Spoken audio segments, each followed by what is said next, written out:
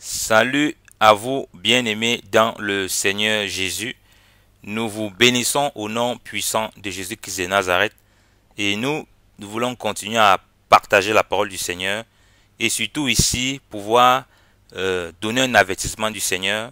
Parce que vous savez, Dieu est bon, Dieu est juste. Et Dieu, comme il est juste, il est justice. Il donne aussi des avertissements afin que nous puissions discerner ses voies et que nous marchions selon sa volonté, c'est-à-dire aimer son prochain comme soi-même. Et nous voulons encore avertir le peuple, et notamment le levain des pharisiens qui est installé au milieu du peuple. Alors, en septembre 2008, le Seigneur m'accordait encore une vision, du moins un songe. Moi, je fais très peu de songes. Après un moment de prière, j'ai eu dans ce songe. Nous sommes vers septembre 2008. Et dans ce songe-là, il y avait une sœur qui était fiancée, qui était tout près de se marier, mais qui avait un problème d'impudicité avec son fiancé. C'était des chrétiens. Il était tellement mal que ça lui posait un problème. Et elle a fait appel à deux autres sœurs pour exposer le problème. Et puis, les deux sœurs sont arrivées dans sa maison. Nous sommes toujours dans le songe. Hein. Elles sont arrivées dans la maison, la sœur a exposé le problème. Et puis, elles ont essayé de consoler la sœur en lui faisant comprendre, non, écoute, c'est pas grave, Dieu il comprend, et comme tu es tout prêt de te marier, c'est pas grave, voilà, le Seigneur est avec toi. Elles ont prié avec cette sœur. Et dans la maison de cette sœur, il y avait comme une sorte de lumière. Ce n'était pas la lumière physique du jour, c'était une lumière. La maison était lumineuse. Et quand les deux sœurs sont sorties de la maison, elles marchaient comme dans un carrefour, dans un lieu très vaste. Et là-bas, il n'y a plus de lumière. À ma grande surprise, lorsqu'elles sortent comme ça de la maison de la sœur, elles se mettent directement à diffamer cette sœur. J'ai dit bien, elles diffamaient terriblement cette sœur. Alors qu'elle venait de prier avec cette sœur. Elle diffamait cette sœur. Frère bien-aimé dans le Seigneur, j'entendais, dans ce son, j'entendais les voix et les propos qu'elle disait de façon audible. Je ne vais pas tout les répéter. Répéter toutes ces paroles, ça ne sert à rien. Et elles ont commencé non seulement à diffamer ses sœurs, à calomnier, il dit à diffamer et le pasteur de cette sœur, et les frères de cette sœur, et l'assemblée que la sœur visitait. Elle dit, elles ont diffamé ces sœurs-là d'une façon incroyable. Et pendant qu'elle marchait dans cette zone-là, dans ce carrefour-là, subitement, j'ai vu deux éclairs descendre comme des cieux qui ont foudroyé ses sœurs. Quand les éclairs ont foudroyé, ses sœurs sont trouvées au sol, par terre, comme raides, comme presque mortes, raides, elles ne bougeaient plus. Alors, après, je me suis réveillé. J'étais tellement impressionné, je me suis posé la question, mais Seigneur, qu'est-ce que ça veut dire? Comment cela peut se faire? Comment est-ce possible? Premièrement, comment est-ce possible que on fait appel à quelqu'un pour lui soumettre un problème, la personne va et la personne essaie d'écouter, la personne prie même, et puis quand la personne sort, elle se met à diffamer de cette façon, à détruire même les personnes qui n'étaient même pas concernées avec le problème de la sœur, salir de cette façon. Et pourquoi, mon Dieu, il y a ce jugement qui tombe sur elle? Parce que le Seigneur m'a fait comprendre que c'était un jugement qui tombait sur elle. J'ai dit, mais Seigneur, et vous savez, comme je le dis toujours, il aurait mieux fallu que tu ne connaisses pas Christ, le connaître et fais comme tu veux. C'est Jésus lui-même qui va le dire. Hein? Donc, c'est mieux pour toi que tu restes, tu ne connaisses pas Jésus. Mais que tu viennes à la vérité et tu veux mépriser ce Jésus. Ah non, Dieu ne va pas le permettre. Dieu est amour, il est bon, mais il n'est pas bonbon. Et Dieu est très patient.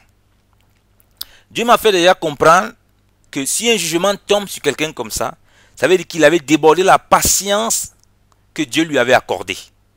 Donc ces deux ceux-là, le jugement tombe sur elles parce qu'ils avaient débordé la patience que Dieu les avait donnée. Donc elles passaient le temps à le faire. Et pour ce cas précis, il fallait bien que quelque chose arrive pour qu'elles apprennent à ne plus blasphémer, elles n'aient pu mépriser leur prochain. Dieu m'a fait comprendre que cela concernait, au fait, les chrétiens dans le monde entier et ceux qui se réclament de Dieu. Il m'a fait rentrer dans l'écriture. Premièrement, vous voyez dans ce songe, chez la sœur qui avait ce problème d'impudicité et tout, il y avait une lumière. Le Seigneur me dit que c'était la lumière de Christ. Cette sœur craignait le Seigneur, voulait marcher avec Dieu. Le fait que je vois les deux autres sœurs aller dehors, marcher au carrefour, dans les rues, parlant comme ça, sabotant, et qu'elles sont dans le noir, il n'y a plus de lumière, c'est que ces sœurs marchent dans les ténèbres. Qu'il y en a plusieurs qui sont le type du peuple comme ça, le type de l'église, qui marchent dans les ténèbres comme ça. Au lieu de couvrir les fautes de leurs frères, ils parlent publiquement comme ça et vilipendent leurs frères.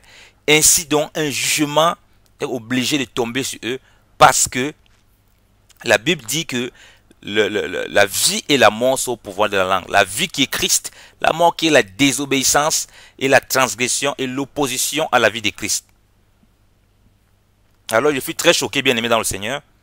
Le Seigneur me conduisait à lire Luc 18, verset, nous pouvons lire ensemble pour comprendre bien cela. Allons lire Luc 18 à partir du verset 11. Le pharisien se tenant à l'écart, priait en lui-même en ces termes. Ô Dieu, je te rends grâce de ce que je ne suis point... Non, excusez-moi, autant pour moi. Recommençons à partir du verset 10. Deux hommes montèrent au temple pour prier, l'un pharisien et l'autre péager. Le pharisien se tenant à l'écart, priait en lui-même en ces termes. Ô Dieu, je te rends grâce de ce que je ne suis point comme le reste des hommes, qui sont ravisseurs, injustes, adultères, ni même comme ces péagers. Je jeûne 2 fois la semaine, et je donne la dîme de tout ce que je possède. Mais le péager, se tenant loin, n'osait même pas lever les yeux vers le ciel, mais frappait sa poitrine en disant, ô Dieu, sois apaisé envers moi qui suis pécheur. Je vous dis que celui-ci descendit en sa maison justifié plutôt que l'autre. Car quiconque s'élève sera abaissé et quiconque s'abaisse sera élevé. Amen. Le Seigneur m'expliquait donc avec déjà cette parabole qu'il a donnée avec le pharisien et le péager. Remarquez bien, le temple ici est le type de l'église, donc du peuple. Comme nous sommes devenus le temple de Dieu, nous dit la parole du Seigneur. Et maintenant, le pharisien était un enfant d'Abraham comme l'autre péager. C'est-à-dire, ils allaient au temple. Ça veut dire qu'ils avaient tous la marque de la circoncision sur leur sexe, qui était un sexe masculin. Donc, ça veut dire qu'ils étaient comme convertis à Dieu. Donc, ces deux personnes, ce type de personnes représentent la conversion au Seigneur. Qui vont arriver maintenant dans son temple, qui est son corps, pour l'adorer. Le pharisien connaissait la vie de ces péagers. Vous vous souvenez de Zachée qui était sur le sycomore, que Jésus a dit, je vais aller dîner dans ta maison. Lorsqu'il était touché, il a commencé à sortir l'argent qu'il avait pris aux gens. Il a dit, voilà, si j'ai pris l'argent à quelqu'un, je vais rendre le double, tout ça. Les péagers étaient d'habitude un peu des petits macros qui organisaient des petits commerces dans ce qu'ils faisaient pour les impôts et tout le reste. Alors, il connaissait la vie de ces péagers. Au lieu de commencer à prier le Seigneur pour que Dieu transforme la vie de ces péagers, mais lui se moquait plutôt de ces péagers. Vous voyez? Donc ces deux sœurs, elles ont prié dans la présence avec ces sœurs, pour cette sœur qui avait ce problème d'impudicité, pour que oui Seigneur, aide-la. Mais dans leur cœur, elles faisaient comme ces pharisiens, elles se moquaient de cette sœur, que je ne suis pas comme elle. Et quand elles sortent de l'extérieur, Dieu expose dans leur cœur. Donc l'extérieur que Dieu montrait là aussi qu'elles marchaient, c'était leur cœur qui était révélé. Leur cœur qui est révélé comme étant dans les ténèbres. Voilà pourquoi leur prière, la prière de ce monsieur, ne pouvait pas, de ce pharisien, ne pouvait pas être agréée. Il était rabaissé. Parce qu'il ne priait pas dans la compassion pour son prochain, mais il priait dans la condamnation pour son prochain. Vous voyez? Et Dieu ne va jamais permettre que tel homme soit justifié devant lui. Alors que le péager qui n'osait même pas lever la tête, qui était reconnaissant de son état, et qui sûrement pensait à vouloir changer cet état, Dieu a agréé cela. C'est pour ça que dans la maison de la sœur, qui avait un problème d'impudicité, qui craignait le Seigneur, il y avait cette lumière divine de Christ. Alléluia. Donc il faut bien comprendre lorsque Dieu nous donne des révélations ou bien des messages concernant ces genres de choses. Donc plusieurs pharisiens sont comme ça dans l'église. Dieu va essayer de passer un enfant de Dieu au travers de leur chemin, de faire passer un enfant de Dieu au travers de leur chemin, pour qu'il soit là pour les fortifier dans la foi. Mais qu'est-ce qu'ils font? Ils prennent les paroles de ses frères et ils vont les salir partout, ils vont les humilier partout, ils vont les vilipender partout. Or, la Bible nous dit ceci, dans le Proverbe 17, verset 9. Celui qui couvre une faute cherche l'amour, et celui qui la rappelle dans ses discours divise les amis. Or, Jésus va dire que le voleur ne vient que pour dérober, égorger et détruire. Donc, lorsque quelqu'un n'est pas là pour couvrir les fautes d'une sœur ou bien d'un frère qui passe un moment difficile comme ça, il se permet de publier ça partout comme à la télévision. Il ne fait rien que le travail du diable. Donc, ceux-là, ils servent Satan. Et ils vont avoir la récompense lorsqu'on sait Satan. Il était déchu. Alors, ta récompense aussi, c'est que tu auras un jugement qui vient sur toi. On ne se moque pas de Dieu. Tu ne peux pas abuser de la grâce de Dieu. On ne peut pas. Donc, mon frère, ma soeur, si toi, tu te retrouves dans ce genre de choses, les personnes passent un moment difficile et ils viennent pour que toi, tu pries, ils te confessent leurs problèmes. Ne prends pas ça pour aller salir les frères et sœurs. Plusieurs personnes sont venues pour qu'on prie ensemble. J'ai dit, et il m'expliquait ses problèmes. Non, j'ai confié mon truc au pasteur. Après le lendemain, j'ai entendu ça dans toute l'église. Tout le monde se moquait de moi. Et vous, pasteur, vous servitez de Dieu. Dieu vous parle maintenant. Le temps est accompli. Vous allez subir ce jugement si vous ne vous repentez pas de ce que vous faites. Vous abusez de la confiance des gens pour les humilier. Ça, c'est pas correct. C'est pas convenable. Mais Dieu vous dit que le temps là est fini. Le temps là est fini dans sa maison. Donc, nous ne sommes pas capables de juger nos frères et sœurs. Ce n'est pas correct. Regardez ce que la Bible nous dit, par exemple, dans Psaume 1. Dans le Psaume 1, vous connaissez très bien ce psaume. On peut le lire. Merci Saint-Esprit. On peut vite lire ce psaume du Seigneur. Que nous dit la Bible? Regardez ce que la Bible dit. Bienheureux est l'homme qui ne marche point selon le conseil des méchants, et qui ne s'arrête point dans la voie des pécheurs, et qui ne s'assied point au banc des moqueurs, mais qui prend plaisir en la loi de l'Éternel, et qui médite jour et nuit sa loi. Vous voyez? Dieu dit que bienheureux ceux qui ne s'assoient pas avec des moqueurs. Il faut bien comprendre de quelle moquerie il s'agit. Tu ne peux pas te moquer de tes frères et tes soeurs comme ça, et tu estimes, et que tu penses que tu marches dans les voies de Dieu. Tu es en train de marcher dans les voies des ténèbres. Et le diable t'a déjà séduit pour diviser et pour détruire. Donc, il faut cesser ça. Il faut cesser ça. Il faut se soutenir les uns les autres. Même si un frère ne vient pas dans un esprit de repentance et dit te soumettre un problème. Si tu le vois dans un péché, la Bible dit de le reprendre avec douceur et de prier que toi-même tu ne tombes pas. Mais pas de le condamner, même si tu l'as trouvé même réellement d'un péché qui n'est pas venu te voir. Qui n'est pas venu te voir pour te confesser. C'est là comme ses sœurs.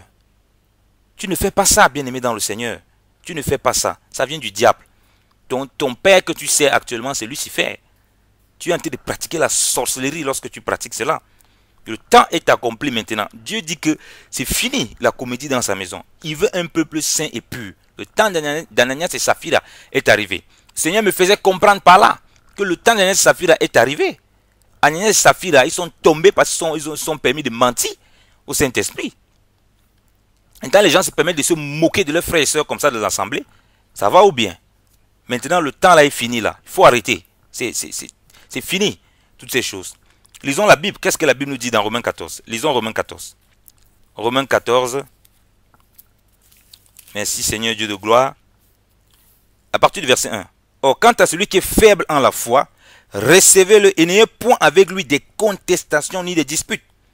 L'un croit qu'on peut manger de toutes choses et l'autre qui est faible mange des herbes. Que celui qui mange de toutes choses ne méprise pas celui qui n'en mange point. Et que celui qui n'en mange point ne juge point celui qui en mange, car Dieu l'a pris à soi. Qui es-tu, toi, qui juges le serviteur d'autrui? S'il se tient ferme ou s'il bronche, c'est pour son propre maître. C'est pour son propre maître. Et même ce chrétien faible sera affermi, car Dieu est puissant pour l'affermir. Voilà, vous voyez, la Bible te dit que Dieu est puissant pour affermir tous ses enfants. Lui qui est le Seigneur de leur vie. Il dit que accepter les faibles, c'est-à-dire, quand quelqu'un est dans la difficulté, frère, quand il vient te soumettre son problème, accepte ça, commence à prier. La Bible te dit que l'amour couvre une multitude de péchés, pas la diffamation. La diffamation expose et puis ça humilie les gens et puis ça donne plutôt gloire au diable. Donc cessons de travailler, de faire le travail du diable dans la maison du Seigneur. Que nous dit l'Écriture? Galates 6, verset 1 au verset 2. Mes frères, lorsqu'un homme est surpris en quelque faute, vous qui êtes spirituels, redressez un tel homme avec un esprit de douceur, et toi, prends garde à toi-même, de peur que tu ne sois aussi tenté. Portez les charges les uns des autres et accomplissez ainsi la loi de Christ. Vous voyez? Et verset 3 dit, car si quelqu'un estime être quelque chose, quoi qu'il ne soit rien, il se séduit lui-même. Donc on ne peut que, frère, si un frère, on le reprend et puis on le met dans l'amour du Seigneur, on porte les charges. La Bible dit que si un seul du corps souffre, c'est tout le corps qui souffre. Donc si un frère a une difficulté avec un péché quelconque, avec un truc, c'est nous-mêmes qui souffrons. Est-ce que si nous-mêmes nous souffrons, c'est comme c'est notre propre péché, est-ce qu'on va prendre son propre péché, on va aller le vilipender? Non, Dieu ne participe pas à ça, ce n'est pas correct. Donc bien aimés dans le Seigneur, faisons attention à cela, regardons cela, repentons-nous et préparons les voies du Seigneur. Repentons-nous et préparons les voies du Seigneur. Le Seigneur est saint et pur. Il appelle à sortir du levain des pharisiens, à sortir de la moquerie, à apprendre maintenant à couvrir les fautes de vos frères et de vos sœurs. Lorsqu'un frère et une sœur se confient à toi, ce n'est pas pour que tu prennes son péché, tu prends ce qu'il t'a dit, sa faute, tu fasses la publicité partout dans le monde entier. Non, frère. Prie pour ce frère, prie pour cette sœur. Et si tu as commis cette chose-là, le Seigneur te dit aujourd'hui de te repentir. Voilà pourquoi il y a des gens qui prient le Seigneur pour avoir des enfants, ils n'ont jamais d'enfants. Qui prient le Seigneur pour avoir des maris, ils n'ont jamais de mari. Qui prient le Seigneur pour avoir des choses, mais ils n'ont jamais certaines promesses de Dieu. Ils se demandent pourquoi Dieu ne réagit pas. On dirait que Dieu a fermé son oreille. Et puis maintenant, il commence à dire c'est Satan qui a volé. Satan n'a rien volé. Parce que Dieu dit qu'il résiste aux orgueilleux. Quand la haine est dans ton cœur, tu rappelles Lucifer. Lucifer, c'est ce qui l'anime, la haine, la méchanceté, le meurtre. Quand la haine, le meurtre dans ton cœur comme ça, là, tu rappelles Lucifer, c'est normal que Dieu te résiste. Ce n'est pas une question de diable. Depuis que tu as fait les délivrances des démons, délivrance, Satan renvoie, rends-moi mes biens. C'est toi, petit démon là, tu as menti, oh, tu as menti. Il y a toutes sortes de chansons dans l'église. Alors que vous êtes là, vous êtes des pharisiens. Vous ne voulez pas, vous passez autant à retenir les péchés des gens, à salir vos frères et sœurs, et puis vous accuser le diable. Non, c'est Dieu qui vous résiste. Dieu nous résiste, frère, lorsqu'on se comporte comme ça. Et il veut qu'on change de mentalité maintenant. Écoutons la parole du Seigneur. Lisons Jacques 2. Lisons. À partir du verset 12. Parlez et agissez comme devant être jugés par la loi de la liberté. C'est-à-dire que Dieu nous a rendus libres. Cette loi-là a le pouvoir de nous juger. Regardez ce qu'elle dit. Car il y aura une condamnation sans miséricorde sur celui qui n'aura point usé de miséricorde. Mais la miséricorde se met à l'abri de la condamnation. Le mot condamnation là aussi en grec veut dire aussi jugement. Je reviens encore au verset 12. Il dit, parlez et agissez comme devant être jugés par la loi de la liberté. Nous avons cette loi de la liberté qui est en Christ. Jésus qui nous a rendus libres. Mais il y a un jugement. Il dit, il résume ça au verset 13. Car il y aura une condamnation sans miséricorde. C'est-à-dire que donc, le jugement sera sans miséricorde sur celui qui n'aura point usé de miséricorde. Mais la miséricorde se met à l'abri de la condamnation. Donc celui qui aura compassion de son frère, qui passe par les difficultés, par les souffrances, mais qui ne va pas se servir de ça pour l'humilier, pour l'insulter. Alors, Dieu dit que par cette loi de la liberté, il se met à l'abri du jugement et de la condamnation. Mais celui-là, au lieu d'avoir de la compassion, de la miséricorde envers ses frères et ses sœurs, il se met plutôt à les condamner. Bon, le jugement aussi sera sans miséricorde pour lui. Voilà pourquoi vous voyez dans cette vision, Dieu m'a montré les éclairs qui tombent sur ces personnes. C'est un jugement déjà qui est dans leur vie physique ici, que Dieu va les résister. Dieu va nous résister dans notre vie ici, là, si nous ne comprenons pas ces choses. Et aussi pour l'avenir. Tu ne vas pas hériter le royaume des cieux. Hein. Tu ne peux pas te permettre de tuer les gens comme ça, de détruire les vies. Et puis toi, tu comptes que tu vas entrer au ciel. Tu vas entrer dans quel ciel? Tu vas entrer dans ton propre ciel. le ciel de la condamnation. Donc, frères et sœurs bien-aimés dans le Seigneur, le message peut être dur, mais le Seigneur a demandé que je donne ces messages comme ça. Donc, que le Seigneur vous conduise encore en toutes choses. Frères, repentons-nous et préparons le voie du Seigneur. Le Seigneur nous aime, il veut que nous marchions dans l'amour, dans la repentance, dans la sincérité, dans la vérité. Supportons-nous les uns les autres et portons les fardeaux les uns les autres. Ne laissons pas accès à l'ennemi. Si tu as été abusé, tu as été blessé par un frère et une sœur, ce n'est pas une occasion pour sortir tout ce que la personne a fait dans les lieux cachés. Il a le rependre partout. Et ne profite pas de cela pour inventer ou pour dire des faussetés. Mais confie-toi au Seigneur. Que le Seigneur te restaure si tu as été abusé par des frères et des sœurs et qu'on a vilipendé ton nom partout, qu'on a salé. Ne rends pas cela, ne rends pas coup pour coup. La Bible nous dit de nous abstenir de toute apparence de mal. Donc abstiens-toi, ne réponds pas. Lorsque Jésus était mené à la boucherie de la croix, il était muet. La Bible dit que comme une brebis qu'on menait à la boucherie. Donc reste tranquille, ne cherche pas à te justifier. Dieu lui-même, il va te justifier. Et il confond ceux qui s'en prennent à ses enfants. Et ceux qui ont un cœur comme ce péager, un cœur humble et qui n'ont pas le courage de lever les yeux et qui reconnaissent leur tort devant le Seigneur et qui reconnaissent qu'ils ont besoin de la grâce du Seigneur. Il est celui qui les justifie et qui confond les ennemis. Que le Seigneur, notre Dieu, vous bénisse abondamment. Gardez la foi au Seigneur et vraiment que nous puissions marcher ensemble dans les voies du Seigneur. Avertissons-nous les uns les autres. La Bible dit ici, dans Hébreux 12, verset 15, « Veillez à ce que personne ne soit privé de la grâce de Dieu. » J'ai fait mon travail, j'ai veillé à ce que personne ne soit privé. J'ai donné le message de Dieu que Dieu m'a donné pour son peuple. Maintenant, c'est à chacun de discerner et de saisir ce qui le concerne. Parce que la Bible dit ici, ne méprisez point les prophéties, mais éprouvez-les toutes et retenez ce qui est bon. Retenez ce qui est bon et ce qui peut vous édifier. Que notre Seigneur Jésus-Christ, le Dieu de gloire, vous bénisse abondamment au nom puissant de Jésus-Christ. Amen.